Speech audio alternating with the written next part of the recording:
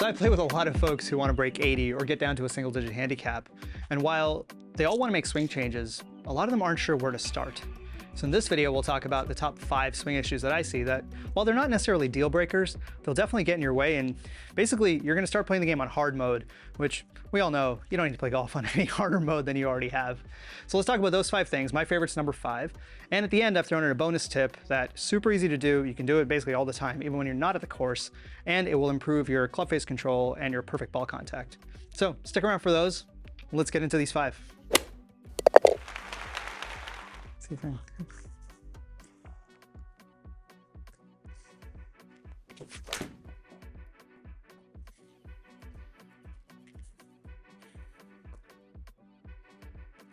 Consistent. I like it.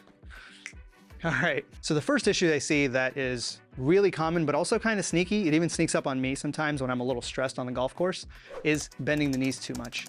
You'll see this anytime you go to the range. Just take a look down range and you'll see a bunch of people who are setting up like this to hit the ball. And so their bodies are fairly upright and they're using their knees to get the club closer to the ball. This is not a great spot to be in. Unless you're Keegan Bradley, and how he's mastered this, I really don't know. But for everybody else, none of the golfers, none of the pros have such massive knee bend, right? They're looking for a good flex.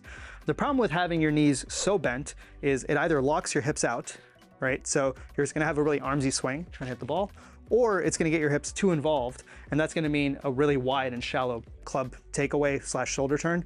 And so you're gonna end up kind of going here. And I see this happen to a lot of people. From here, I mean, you can't, this is shallowing the club, and if you shallow from here, you're gonna miss the ball. So the only position coming back from here is over the top, and that's where all the terribleness happens. The other problem with having your knees so bent is the standard swing is you go back, you squat, you lift up, and you hit the ball. Now, when your knees are so bent, and this is the 0 position, trying to perfectly like hit this point from in your downswing, so you're coming back, you're squatting, and then trying to perfectly hit that point to hit the ball, that's really hard to do. So you're gonna have a lot of fats, a lot of thins. It's just not gonna be a great spot. Good thing is, this is a super easy fix. It's all you do is from here, bend your knees less. It's really that easy. If you look at the pros, Tiger obviously is like the easy one, but Rory, Scotty Scheffler, look at any of the great pros out there. None of them have massive knee bend. They all have like a nice flex because they're putting enough bend in their knees such that they can get down to the ball, they're comfortable, they go up here, they bend, but when they straighten up, the club can still come and hit the ball exactly like on point. So that's a core thing. And what I mean by sneakiness of this one, which is really important, I gotta make sure I mention this, is for some folks, this sneaks in right at the end. So even though you've got good intentions, and you're like, no, I'm gonna set up perfectly. I'm gonna make sure that my legs are perfect, everything in every perfect way. So you might be setting up perfectly here, but then from here, as you get into the last minute, I have a buddy who does this every Sunday, where he like sets up, everything's good, and then from here, he bends his knees to get closer to the ball. Instead of bending at the hips or extending his arms to get closer to the ball, he bends his knees to get closer to the ball. Same problem. So if you're here and you come down to here right before your takeaway, your knees are bent too much. It's a real issue. It's going to cause you issues down the road. A really simple thing to do is just stand, lock your knees out straight, and then flex them a little bit. You want to be kind of ready, like a shortstop if you're a baseball player, or if you're a fielder in the outfield. I don't know, some cricket reference. But if you're trying to really kind of get the knees into a good spot, you want to just be flexed, and that's why we've got this side-on angle. Just flex. You're not going down here. You're not trying to lock them out. Just like a little flex. It's really valuable. I see a lot of folks out also because they're reaching too far, and we'll talk about this next one. They're bending their knees trying to get out too far. If your knees are that bent, something else is also going to be wrong. So start with this, really easy, good flex, and we'll go from there. All right, next up, and we just got a bit of a premonition about this from the last few seconds of this video, is standing too far from the ball. And this happens to a lot of folks too. I see this on the range all the time. I see it with my buddies all the time. I have a couple of buddies who are kind of in that 85 shooting range who do this basically all the time, and it causes real problems. And really what it looks like is this, where, this is a good normal stance. And for a lot of people, they're standing out here. And this feels productive because your arms are straight, right? But you're reaching. And because you're reaching, you're like, oh, I can hit this ball. This is no problem. I can actually get to this ball. The problem is that you're gonna have the whole plane gets shallowed. So instead of being up kind of like this, where the club's gonna be close to the ground hitting the ball for a longer period of time, well, a longer fraction of a second basically, you're in this like shallow plane where your takeaway is gonna be really shallow. So you're out here, it's hard to shallow and come back around. So you gotta come back perfectly on this plane. And B, as you're coming through and the club face is turning, there's not a lot of time that the club face is in a good spot to hit this ball. So you're gonna have fat spins, other issues like that. The other thing is, I mean, if you're bent over like this, unless your clubs are adjusted, you're probably only contacting the ground with part of the club, not the entire club face. Also not a great thing. This also causes issues as you get into the dynamics of the swing, because when you're standing so far away, as your body kind of levels you out and you're trying to hit the ball, you're gonna move your weight onto your toes, trying to get closer to the ball to try to hit it, which then brings you off balance. Other problems happens, chaos ensues, not the best place to be. Actually, one of the really interesting things is if you look really closely at how far away pros stand from the ball, you'll see it's way closer than most of us stand. Just next time you're watching pros on TV, anytime you get a down the line angle, see how close their hands are to their thighs. Jon Rahm especially, his hands are super close. I like having enough space that, you know, I can actually move my hands through there. Otherwise they kind of get caught and I don't really want to get stuck down here. But watch any of the pros, their hands are super close to their legs because they're standing close enough to the ball. Because when you kind of level out that plane a little bit, you end up in a place where the club is in a good place to hit the ball for a lot longer. So this whole period here, versus if you're out here, it's not in a great place to hit the ball for as long because the club is turning way too much. Complicated, yes, but I promise this is, you don't have to understand all of this. It will just fix it if you stand a little closer to the ball. And so the question everybody asks me is, how close am I supposed to stand? So my buddy, a long time ago, fantastic golfer, ended up being a pro, very good, taught me this. Thanks, Buzz, by the way. He taught me this and I still use it to this day. Super easy. Also solves number one, which is how much do you bend your legs? So grab your club, hold it straight up, flex your legs a little, and then just drop it. That's how far you should be standing from the ball. Not hard. I'll do that again. Just make it easy. So grab your club, elbows nice and loose. You're not out here. Elbows nice and loose. Legs are straight. You flex a little, drop the club. That's basically where you want to be. And if you look closely, it's kind of got enough room for my hand to move behind, which is what I like.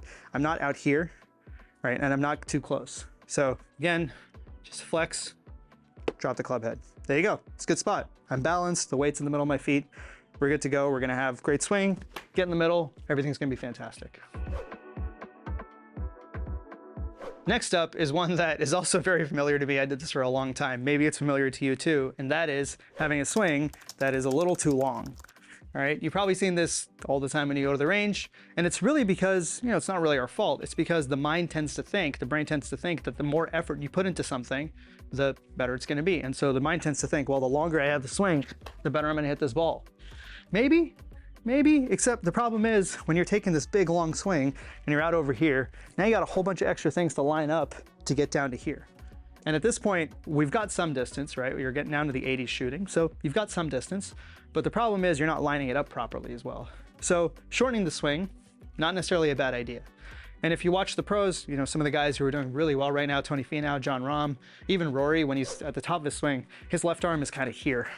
And it might feel like he's got a long swing, but that's just because the way that the club moves, the lag, it's really good versus the way that for us, the way it moves, we have an extra probably like 6 to 10 inches beyond that, just not useful. So just shortening the swing a little bit makes a huge difference. It also has the added benefit of really accelerating through the ball. So when you take a shorter swing, you can really, from here, you go, as you come through, you'll accelerate through the ball a little more, versus if you're back here, you're kind of trying to line everything up. Or even right now, I'm kind of getting off balance trying to make all that work. So you can take just a short swing, maybe even just a left arm parallel, and everything lines up.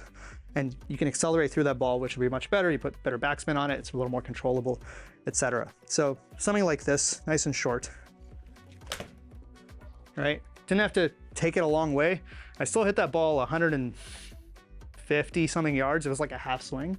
So not to 7-iron. I usually hit my 165. So not terrible. And it's because I got that acceleration through. Makes a huge difference. And as you get better, you can start lengthening that swing a little bit. If you desperately need the extra length, which you probably don't, you could just go to the next club and choke down a little bit and work out just fine. But you can definitely get the swing a little bit longer if you need to. But understanding and kind of training the brain that we don't need to have the super long swing to try to hit the ball is just a huge thing, because really trying to coordinate everything from here to work perfectly down here is really hard to do. It's a lot easier to do if you're just here. And so it's one of the reasons you see Jon Rahm, Tony Finau shot like a 61, I think, on an 8,500 yard course the other day. It's just absurd. Guy's swing stops here. Absolutely amazing. So try shortening your swing, make a huge difference. Those long swings, we'll leave those to John Daly for the time being. I'm gonna put my glove on for this next one. This next one's kind of a sneaky one. I'm gonna be swinging hard, so I gotta put this glove on. And really it's about, you know, we all think, oh, we're swinging too hard. I think it's actually not just because we're swinging too hard. Yes, often we're swinging too hard, but I think one of the issues that a lot of us have is we don't release the energy at the ball, right? So you might see people where you've got this big swing and then at the end, maybe it's you, maybe you see yourself doing this, where you're standing, you're hitting the ball, and then you've got a whole bunch of extra energy left at the end of the swing. So you're kind of like out here, right? So when this is happening out here, what I think about is I didn't release all of the energy. I stored up all this energy to hit this ball with, and then I kept a bunch of it and didn't give it all to the ball, which would have gotten the ball to go farther and where I really wanted it to go. So there was an inefficient transfer of energy that happened. And it's really not that hard to figure that out. You just notice yourself if you're off balance at the end of your swing. A, you probably weren't in good balance to get started, and B, you didn't release all the energy at the ball. Now, this robs us of distance, and what we tend to do instead is try to get longer swings to get that extra distance. And so kind of a little vortex of doom there, because you're just not gonna get extra distance from a longer swing, especially when you're off balance and you're not transferring that energy efficiently. So an easy drill you can do that will help with this, my coach taught me this, it's called the flying wedge drill. And really, you can look up flying wedge, there's lots of different ways to do it. But the way I think about it is, take a swing, you can take it as long or as short as you want, but you gotta, as you come through, you wanna stop the club before it gets to parallel. And what that does is encourages you to release all the energy out here, because otherwise you won't be able to stop it. And so it looks really simple, just set up, stop the club before it gets to parallel. So here, at parallel, right? And I didn't take a big swing there because I wanted to stop it short of parallel. That was pretty good, I got most of the energy out. There's still a little bit left, obviously, but over time you can work your way up to being able to hit the ball in such a way that most of the energy's out here, and then you're just posing at the end, not because the club took you there, but because you like looking good on the golf course. And so hopefully that will look a little something like this. Nice easy swing, nothing too complicated. And this is the way it's all gonna work out. So that flying wedge drill, once again, super easy. All we're gonna do is take the club back as far as you want. Probably best not to take it too far because then it's harder to stop down here, but just take the club back some distance and then stop the club before it gets past parallel. So just down here, it's fairly easy. You can have whatever stance you want. Just a good way to kind of get feel for this. And really it's one of those kind of like you're throwing the club head at the ball. So that's why you can stop it here, right? Nice and easy. Just gonna go something like this. And so that ball went a decent distance. That was, wow, 145. I stopped it here, didn't go too far back. So 154 with a little bit of roll. And you can still get that. You could actually play an entire round just like that. So not necessarily the worst idea. Maybe you want to try the flying wedge drill for your entire next round when you feel it. But really it's all about that efficient transfer of energy as you're getting down to the ball. And if you're off balance at the end, that's the problem. There's something going on. So maybe have a think about that one. And for number 5, let's start with a little bit of a quiz. So see if you can spot, besides me not wearing a glove, see if you can spot what's wrong with this whole situation. So this is the way a lot of people tend to set up. So.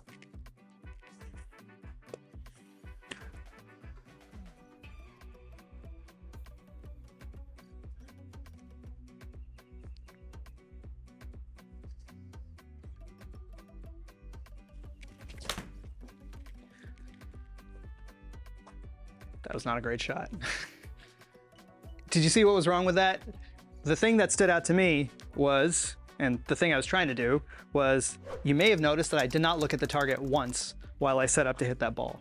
So I set the ball up, I was really focused on this. I put my club down, set my feet up, did all the stuff. I went through a mental checklist, but not once did I think about where that ball was actually gonna go.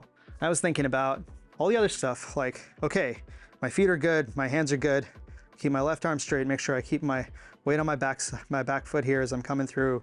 All the other stuff that you go through, right? The mental checklist. Now first, that's way too much. You shouldn't be going through that, but we'll talk about that in another video. The key thing though, is that I didn't look at the target. Meanwhile, if you look at the pros, so for example, Tiger, because I know Tiger's pre-shot routine very well, I've tried to copy it a lot. The other pros are very similar, but this is Tiger's pre-shot routine. And so once he set up the ball, so he's teed up the ball, or he's looked at the ball wherever he is, stands back here, takes a practice swing, looks at the target, another practice swing, looks at the target, stands back, eye on the target, come down to an intermediate point right here, something like this, intermediate target. So he'll step up, he'll put the club down, set his feet up, look at the target, waggle, feet down, and then go. So that was 5 looks at the target in that 15-second pre-shot routine that he does. That's a lot. If you look at Xander's similar. Often when he's like standing over the ball, he's like gripping, re-gripping, gripping, re-gripping. He'll look at the target a bunch. All the pros, basically everyone looks at the target. And this is really important. This is kind of 101, but a lot of us don't do this. There's a lot of value in looking at the target. The first thing is it helps you line up properly. So for a lot of us, what we tend to do, and you probably know people who do this, maybe it's you, where when you set up, you end up setting up way too far, usually to the right. I don't see a lot of people who set up too open, but often to the right. And so people set up over here, even though they're looking kind of over their shoulder where they're going. Now, if you're back here, and you're thinking about where that is, it's a lot easier, and you keep looking at your target, it's a lot easier to set up more correctly as you're doing that. The second thing that it really helps you with is it tells your subconscious, the inner athlete, if you will, what you're trying to do. Because we're not here trying to just hit the ball, right? It's not about like hit the ball. It's about send the ball from here to there. And trying to put that message into the subconscious is really important. Because if you think about it, really all the misses that we have on the golf course, all the issues with the early extension and all this other stuff, they're actually compensations. Right? We started something badly to begin with, and the brain was like, you moron, you're never gonna hit the ball like this. Here, make a compensation. And it helps us hit the ball. It may not go exactly where we want, but it's a heck of a lot better than dropping the club back here, as would have happened if we just kind of went with the original problem. So just telling your mind a little bit about where you want the ball to go, super important, and setting up to the target setting up, looking at the target a lot is really important. The other thing about doing this, as you come in and you're only spending all your time here, like, where's all your attention? All your attention's here. So you're stuck here. You're stuck in the ground. I like to use the word stuck. It just really works for me. But like, now you're stuck here and all you're doing is you're trying to hit the ball. It has nothing to do with, do I want to kind of hit this ball a little higher, a little lower? All the additional things that you want to think about when you're trying to figure out what kind of shot to hit, you're stuck. And I just realized that in me trying to demonstrate that I'm stuck, I'm actually even aiming to the right. So there you go, case in point, proven right there. So simple thing you can do as you get into it, do your normal routine, whatever it is. Ideally, my preference is set up, stand behind the ball, look at your target. Then as you get up to the club or get up to the ball and set your club up, set your stance up, look at the target again. It's not hard, just keep looking, right? And kind of one thing you can tell your mind is, I'm going from here to there. And so for me, I'm gonna hit right there.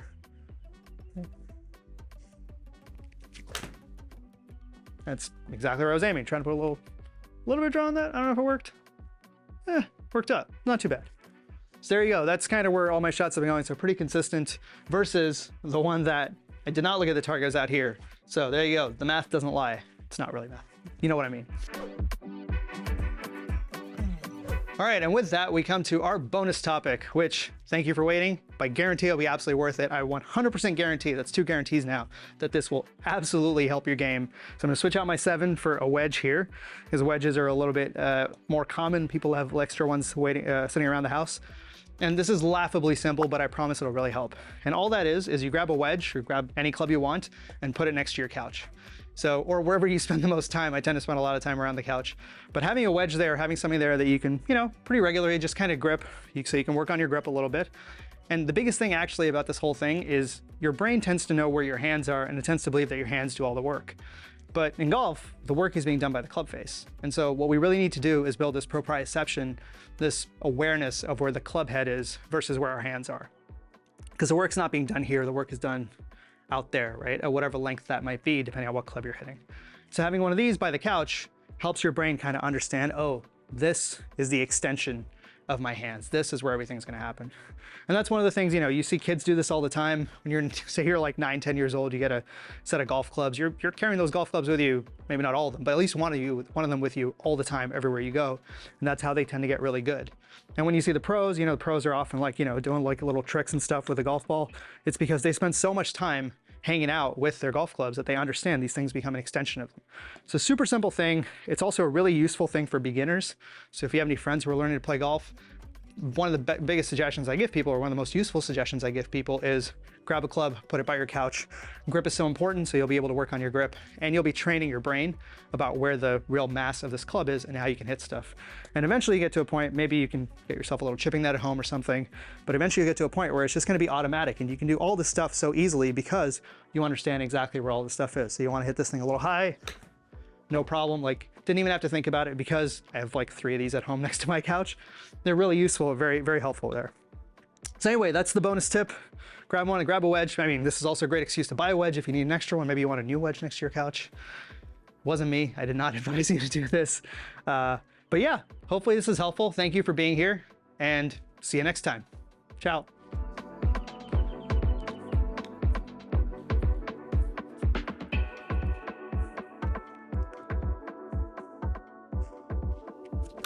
Whoa.